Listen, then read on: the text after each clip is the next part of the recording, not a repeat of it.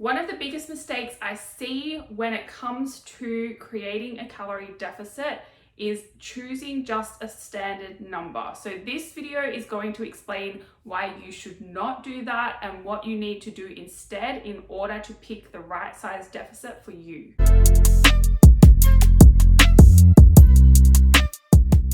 Hello, welcome back to my channel. My name is Jodie and I help you change your beliefs so you can change your body, your health, and your life. So this video, we are talking calorie deficits. You need a calorie deficit for weight loss, but the size of that deficit does matter because it is going to impact how successful you are at losing weight. Now, to create a calorie deficit, you first need to establish your total daily energy expenditure. If you are unsure how to do this, download the guide on my website and that will walk you through step by step how to calculate this number for you. Now, once you get your total daily energy expenditure, that is sometimes referred to as your maintenance calorie intake. So that is the calorie requirement that you need to maintain your body weight right now.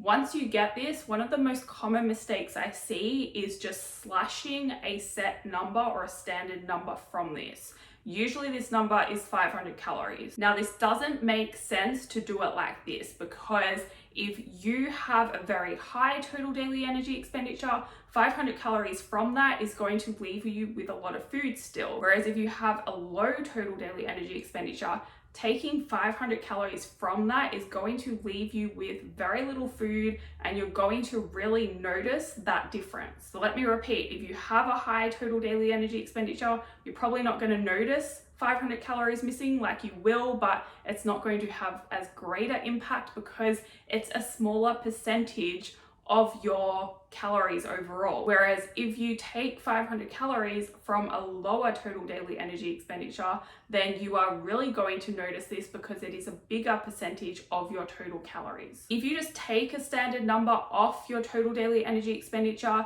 it's very likely you will end up with a calorie deficit that is too big for you. If you start with a calorie deficit that is too big, you are going to have a much harder time sticking to that number consistently, and that is where you are not really going to be able to lose weight because you need to be able to stick to your calorie deficit for weeks to months in order to lose enough weight to see physical change in your body. A calorie deficit that is too big is going to make you hungrier, you're going to get more cravings, you're going to have less flexibility around what food you can actually have because your calories are so low, and that is just going to make it so much harder to stick to your calorie deficit to lose weight. Now, on the other hand, if you just say choose to take only 100 calories off your total daily energy expenditure to create a deficit, this might not be big enough because your maintenance calorie needs actually change day to day. You only take a small amount off, then some days you might not even be in a deficit, other days you might be. It's just gonna really slow down weight loss and make you less motivated to keep going because your results are not really going to be showing. You need to find that sweet spot and you need to individualize it to you and your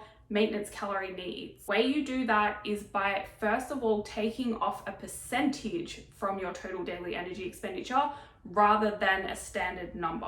I like to start with 20%. I find this is enough to start getting good results. Not like super fast, but fast enough that you're going to actually notice it and feel motivated to keep going. But then it's not too big that you're super hungry and your calories are super low that you find it hard to stick to that deficit. Also, if you start with a 20% deficit, you have room to increase that deficit further when you plateau, and it is very likely that you are going to plateau along your weight loss journey. Now, another common question I get after this is, should you take that percentage off your BMR, then like add exercise back or take off calories burnt? Don't even consider calories burnt.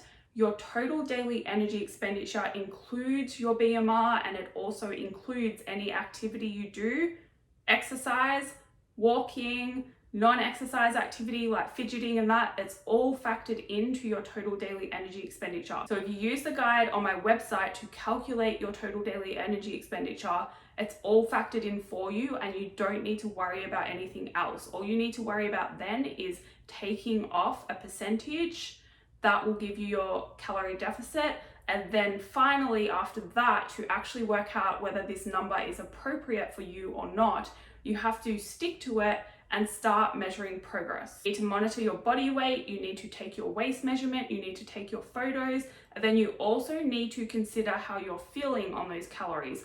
Are you starving every night, or are you going to bed feeling satisfied but not over full? Are you starving and super hungry on those calories? Maybe then the deficit is too big.